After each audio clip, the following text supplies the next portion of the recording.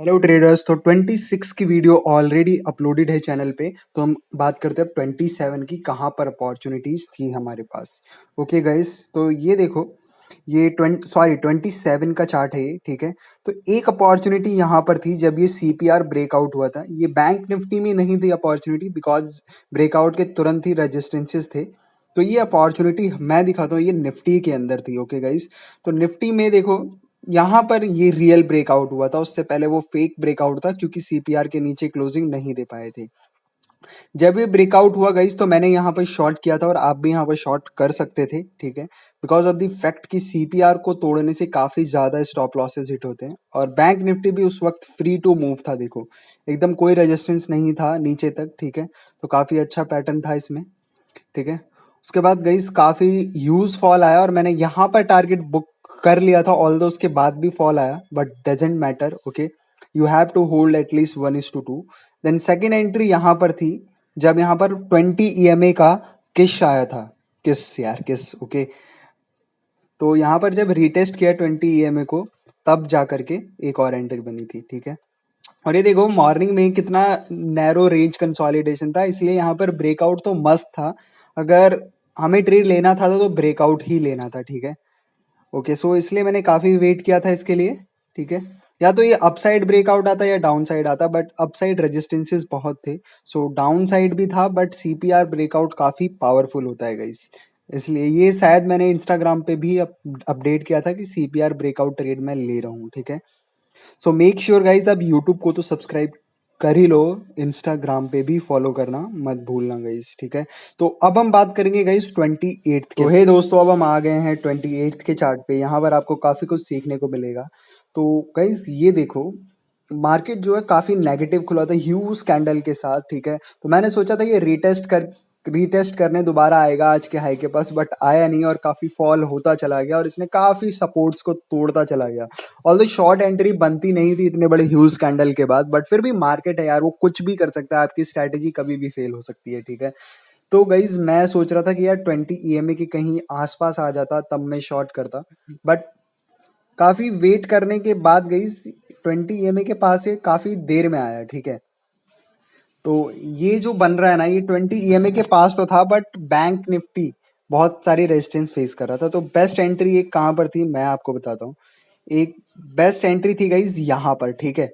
But मैंने एक चीज को फॉरगेट कर दिया कि यार मार्केट ऑलरेडी 1% से ज्यादा फॉल हो चुका है, तो लॉन्ग टर्म इन्वेस्टर अब बाइंग की सोच रहे होंगे। सो यहाँ पर मैं फंस गया था। ऑल्दो ये ट्रेड बैंक निफ्टी में था, बट मैं ये दिखाने की कोशिश कर रहा हूँ कि निफ्टी 50 और बैंक निफ्टी कैसे एक बॉयफ्रेंड एंड गर्लफ्रेंड की तरह मूव करते हैं, ठीक है। तो अब हम चलते हैं बैंक निफ्टी के चार्ट पे, ठीक है। तो उस चीज को ज्यादा अच्छे से समझ आएगा हमें। तो चलते हैं बैंक निफ्टी पे, ठीक है गाइस। तो ये देखो, मेरी जो रॉन्ग एंट्री थी वो यहाँ पर थी। 20 ईएमए के किस पे मैंने शॉर्ट किया था, ठीक है गाइस। ये काफी बुरा फंसा था मैं यहाँ पर और काफी ह्यूज लॉस के साथ बाहर निकला। जैसा कि मैंने बोला, after a huge fall you don't have to short. Okay, हमें बाइंग अपॉर्चुनिटी दिखनी है, यानी कि पैटर्न बनेगा तब बाइंग करनी है, यानी कि आंख बंद करके बाय कर लो। मार्केट 2% भी फॉल हो सकता है, बट ये रेयर केस में होता है, ठीक है गाइस। या तो बम फट जाए या सुनामी आ जाए, ठीक है। तो that's a rare case. So guys हमें थोड़ा सा संभलना था यहाँ पर, ठीक है गाइस। तो दोस्तों अब हम आ गए 29 के चार्ट पे। देखो, मार्केट जो है यार बड़े ही एक रेंज में, यहाँ पर ये जो है वर्जिन सीपीआर था, तो यहाँ से एक फॉल आया, ठीक है। तो यहाँ पर मैंने शॉर्ट भी किया था, बिकॉज वर्जिन सीपीआर का रेजिस्टेंस था। मैं सोच रहा था कि आज के सीपीआर पे टारगेट बुक करूंगा, बट मुझे एग्जिट करना पड़ा बिकॉज ऑफ द फैक्ट कि बैंक निफ्टी यहाँ पर रेजिस्टेंस फेस कर रहा था गाइज। और सेकंड अपॉर्चुनिटी उसके अंदर मुझे थोड़ा सा प्रॉफिट हुआ, बट मैं 1:2 के टारगेट को अचीव नहीं कर पाया इस ट्रेड में। बट गाइज एक सेकंड अपॉर्चुनिटी थी जब आज के हाई को, आज का जो हाई था गाइज, उसे जब ब्रेक किया, ठीक है। ये हाई था आज का, ठीक है। बट इसे जब ब्रेक किया ना इस रेंज को, तब भी मैंने ट्रेड को अवॉइड किया था गाइज, बिकॉज ऊपर R1 का रेजिस्टेंस था, अगर आप ध्यान से देखो, ठीक है। तो इसलिए मैंने इस ट्रेड को भी अवॉइड किया। ओके, बल्कि ये ब्रेकआउट के पास एक काफी अच्छा पैटर्न था। बैंक निफ्टी में डब्लू पैटर्न था और निफ्टी में ब्रेकआउट हो चुका था, ठीक है। तो उसी वक्त ये देखो, डब्लू की एंट्री थी यहाँ से, बट मैंने अवॉइड किया इसे भी, ठीक है। मैंने सोचा सीपीआर के नीचे ब्रेकआउट आएगा तो ही लूंगा, अदरवाइज नो ट्रेड तो नो ट्रेड, ठीक है। तो उस दिन यार गाइज मैंने ऐसा ही किया, नो ट्रेडिंग दे था।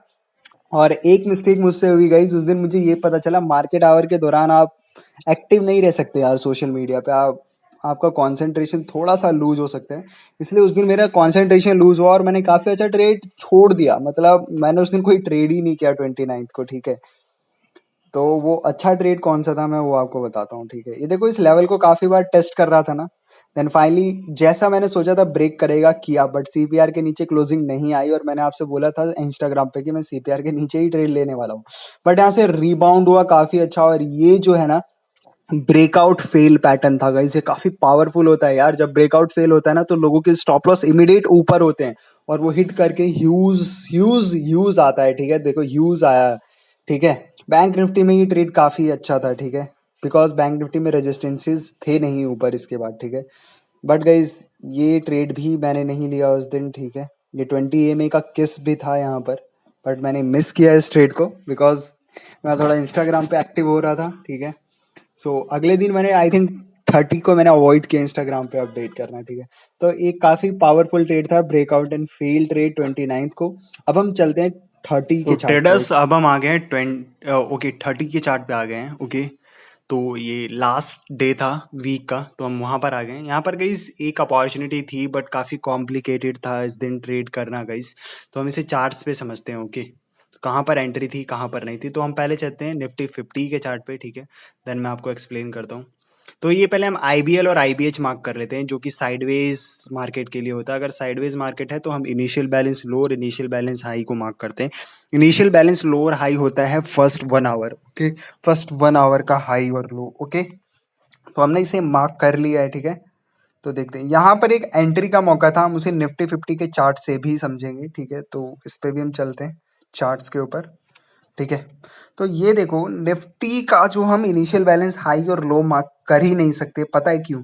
ये तो एक वन साइडेड मूव ही रह गया था इनिशियली। अगर आप हम 10:30 बजे तक देखें, 10:30 तक देखें, तो ये एक वन साइडेड मूव ही था एक तरीके से, ठीक है। ये देखो ये हमेशा पुल बैक के बाद ऊपर जाने की कोशिश कर रहा था निफ्टी 50 का इस, ठीक है। तो इसमें तो पॉजिटिविटी थी, सो हमें इसके अंदर ऑल दो पैटर्न, इसके अंदर निफ्टी 50 में एंट्री हमें इसलिए नहीं लेना था क्योंकि रिस्क रिवॉर्ड बिल्कुल भी अच्छा नहीं था। बिल्कुल ही एडजेसेंट टू रेजिस्टेंसेस थे, ओके। ऊपर देखो तो आप दो दो रेजिस्टेंस थे, तो हमें निफ्टी 50 में अपॉर्चुनिटी देखनी थी। तो उसी वक्त हमें 10:30 पे एक अपॉर्चुनिटी मिली थी एंट्री का, ओके। ये देखो ये अभी भी ऊपर सपोर्ट ले रहा था, सस्टेन कर रहा था। तो इसी को देखते हुए गाइस हमें बैंक निफ्टी में ट्रेड लेना था, जो कि एक रिट्रेसमेंट पैटर्न था, ठीक है। अगर हम समझें बैंक निफ्टी में जाकर के तो और अच्छे से समझ आएगा। ये देखो ये कंसोलिडेशन इसे रोक रहा था, बार बार इसे नीचे गिरने ही नहीं दे रहा था, ठीक है। तो यहाँ पर एक मौका था इसके अंदर, ऑल्दो इसके नीचे देखो कितना बढ़िया सपोर्ट था, प्रीवियस डे लो का सपोर्ट था, वीकली पिवोट जो ये डॉटेड डॉटेड दिख रहा है, ठीक है, उसका सपोर्ट था, ओके। और ये जो सीपीआर है ना लास्ट डे का, वो भी गई वर्जिन सीपीआर की तरह हम मान सकते हैं उसे, ठीक है। सो गाइस एक मौका था बिकॉज ऑफ द निफ्टी भी उसके बाद बुलिश होने लगा था, ठीक है। ऑलरेडी बुलिश था वो तो, ठीक है, बट और कंफर्मेशन आने लग गई थी जितना वो सपोर्ट ले रहा था उस लेवल पे, ठीक है। और बैंक निफ्टी ने रनिंग स्टार्ट कर दिया था। अगर आपने एंट्री लिया होता तो काफी अच्छा टारगेट बुक किया होता गाइस। मैं आपको रिस्क रिवॉर्ड से भी समझाने की कोशिश करता हूँ। तो ये देखो अगर आपने एंट्री लिया होता गाइस और आपने स्टॉप लॉस यहाँ भी रखा होता, ठीक है, तो आपने आई थिंक इजीली 1:2 का टारगेट अचीव कर लिया था यहाँ पर, ठीक है। और अगर आप डे के हाई पे बुक करते तो आपको और प्रॉफिट होता, वो आपके हाथ में है कि कितना आप रोक सकते हो guys. So thank you for watching guys. अगर आपको ये 5 दिन की एनालिसिस पसंद आई हो तो प्लीज लाइक करना और अपना वैल्यूएबल कमेंट और फीडबैक देना मत भूलना। Thank you for watching guys.